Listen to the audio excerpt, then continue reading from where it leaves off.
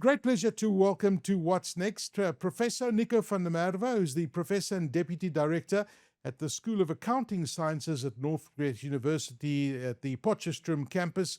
He's also the Deputy Director of the School of Accounting Services at NWU. He spent most of his academic career of nearly 2 decades.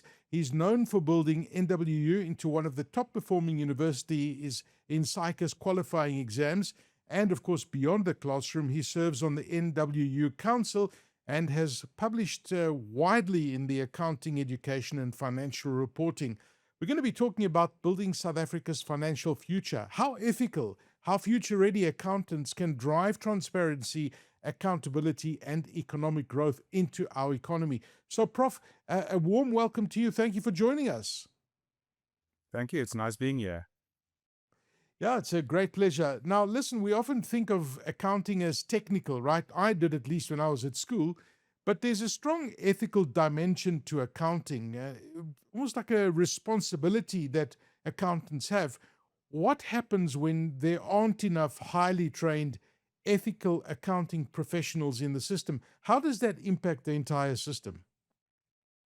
Well, quite simply, we get corporate failures because there has been quite a number of scandals in recent times and even before that. For example, I think most people are aware of the Steinhoff scandal. There was even a movie made about it where a really clever CA, Marcus Jooste, defrauded a company and it led to the bankruptcy of that company overnight. Lots of people lost their jobs. Investors lost millions of investors' funding. So we really need an ethical accountant who will do the right thing. And of course, it's often argued that being ethical or moral cannot really be taught, that it is an innate quality.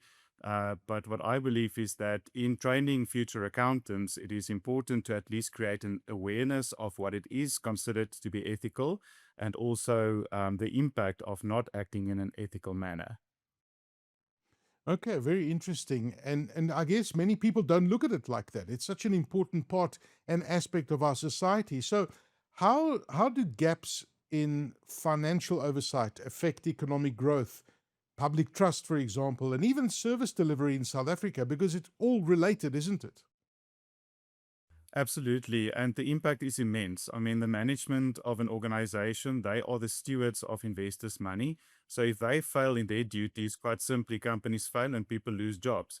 So this obviously then also impacts the broader economy.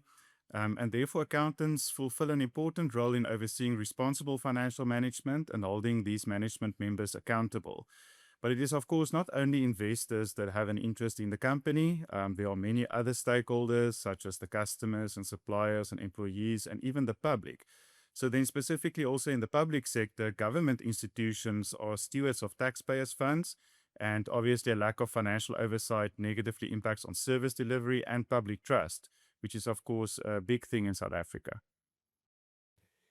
So it's been amazing, as I'm sure you've seen in the last 2 decades, with this digital transformation of everything around us.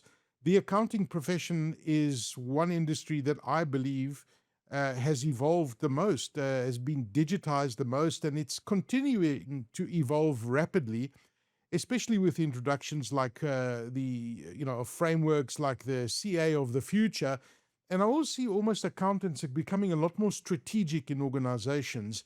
What are the biggest shifts that we're seeing? And I guess my question is, what does it actually mean to be an accountant today, Prof? Yes. Now, that's a really good question. I mean, the reality is that a lot of the traditional technical bookkeeping can be automated and indeed are automated or performed by AI. We all know the real explosion that AI caused for the last 5 years or so. And that is why the CA of the Future framework emphasizes professional values and then also attitudes and also what we refer to as the 4 acumens, which is business acumen, decision-making, relational, and digital acumen. So the CA of the future must really be able to think in an integrated manner. So integrated thinking is a real big shift in the profession at the moment, how to pull everything together, because obviously AI can give you all the detail. So what do you do with all the detail and how do you integrate all of that? They must also create value for all of these different stakeholders. They must be able to think critically. They must really be very creative in their problem solving. And importantly, they must be able to work well with others. So, emotional intelligence, or EQ, as we say, is extremely important. You don't think of accountants as people that are people's persons or people's people, but they do work with people. That is the majority of what they do. So they need to have that EQ as well. So all in all, if I need to summarize, the CA, or the accountant of the future, really must be able to create value for all these different stakeholders. So that is a big part of what they do. Absolutely fascinating how that profession has evolved. Before, 50 years ago, there were people pushing pens and writing everything down. It's incredible where they are today. It's actually quite an amazing transition in terms of professions. Now, in a country like South Africa, how do we balance that technical excellence with ethics leadership in training future professionals? Because I think that it is lacking from what I can see as an outsider in many professions. And ethics are critical to excellence and trust and building trust in communities and businesses. Yes. Absolutely. So, the thing is, technical competence will remain very important because that is what distinguishes South African CAs. We are seen around the world as some of the best technically qualified accountants globally. So, that still remains very important, and that is also still emphasized in the framework. But obviously, in our country, South Africa, there's also a dire need for highly skilled professional accountants that can really tackle the problems our country faces specifically. Issues like poverty and job creation and the education system, service delivery in the public sector specifically. So there's so many different things. So that is why I believe this CA of the Future framework really is perfectly positioned, because it retains all of the important technical stuff, but it also adds a lot of other crucial competencies such as ethical leadership that you've mentioned, the corporate citizenship, and all of these things are exactly aligned to what our country needs. Now, congratulations, because NWU achieved a 97% pass rate in the latest SAICA initial assessment of competence. What does that actually mean, and how does NWU approach preparing students not to just pass exams, but also to become competent ethical professionals in the real world, because that's where it really counts? Yes, definitely. Yeah, we are very, very proud of our students and the achievements that that they've had in the ISC exam. Um, and at NWU, we don't coach students for a specific exam like the ISC, which is the initial assessment of competence. But we really firmly believe that our graduates must be able to hold their own in the profession and in the workplace, as you've mentioned. So, what we do is we take our students through a program that really challenges them. So, it develops their resilience. We really don't make it easy for them. So our assessments are then also designed to test critical thinking and integrated thinking, and we also always expose our students to a variety of projects that simulate the real world of business. So one example is in one of our modules, it's an ethics module actually. We give our students a project where they need to choose one of the 17 Sustainable Development Goals of the United Nations, and then they must come up with a solution on how businesses can really make an impact, and they must also practically execute. So in their groups, they must go into industry and actually execute that plan. So that is one example of what we do. Sure, that's amazing. Those sustainability goals are so critical. So you're basically saying that accountants have a huge responsibility in the world that we're living, that they also cannot afford to just turn a blind eye to things going wrong. So that in itself helps build lots of character, especially when you look at those sustainability goals that you mentioned. So well done on that. I think it's such a great way of really building those accountants of the future. But looking ahead, what role do you see NWU graduates playing in strengthening South Africa's financial systems and governance? Because we know that we've got a lot of work to do here in South Africa, and I think the responsibility also lies primarily in institutions like NWU, where you build those foundations, and it's an important part of the future financial systems and governance of our country.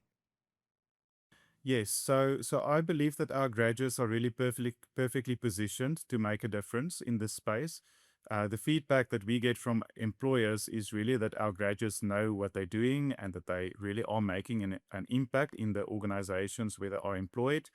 So I believe that with resilient CAs equipped with this high level of technical expertise on the one hand, but then also the refined professional values on the other hand, that they will be in a position to not just take everything at face value, but to actually look at financial systems and governance structures with a fresh eye to improve them and to strengthen these institutions.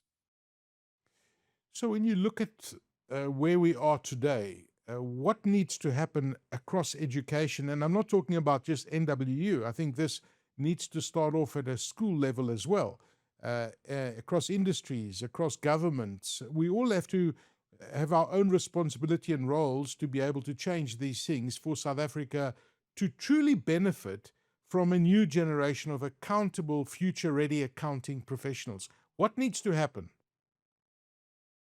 Yes, I really cannot overemphasize the importance of corporate citizenship. So companies that employ CAs are corporate citizens, and these corporate citizens need to take hands with all of these institutions that you've mentioned, the education sector, industry, government, even primary school as you've mentioned as well, because that's where it starts, is really equipping graduates eventually with all the skills they need.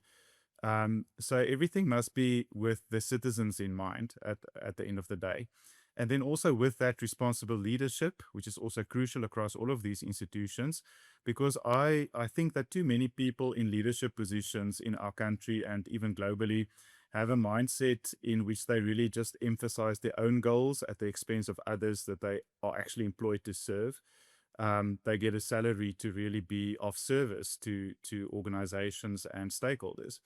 So I think really having more of a selfless mindset is really what's going to make the difference, in my opinion. And Prof, do you think that organizations today, that let's say you have an accountant that's been in that position for 10 years, and what they learned 10 years ago, obviously they've adapted to modern days, et cetera, et cetera.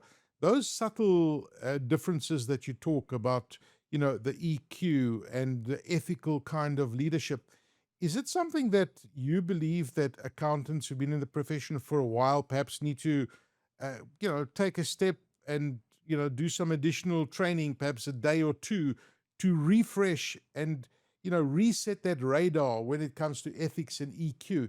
Or am I going down the wrong path? Is that something that you can? It's like teaching, trying to get an old dog to unlearn the tricks of the past. Is it possible even to do that?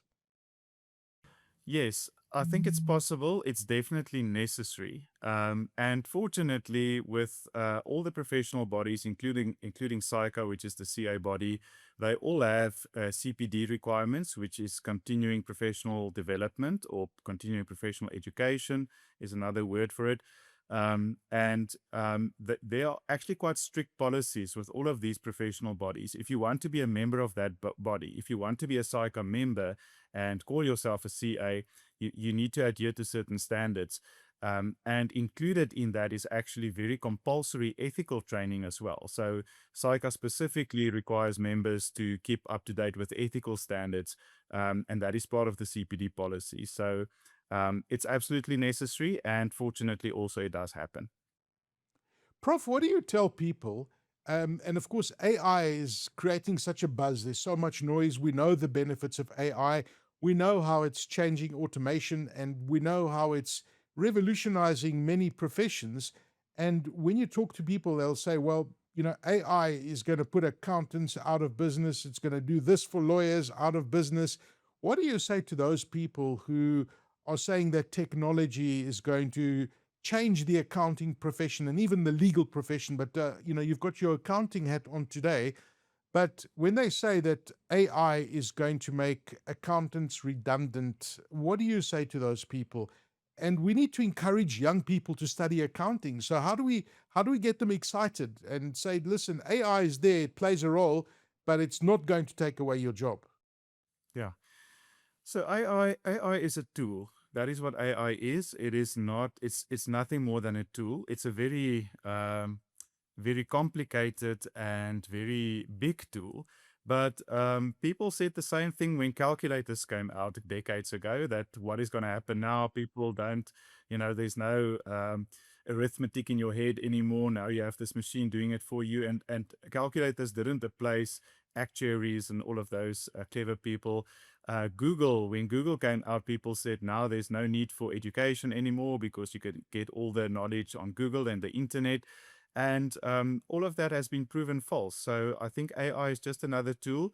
It is a very important one. It is quite disruptive in what it does. It develops very quickly.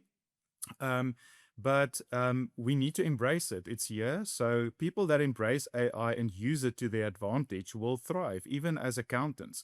And that's where the EQ comes in again.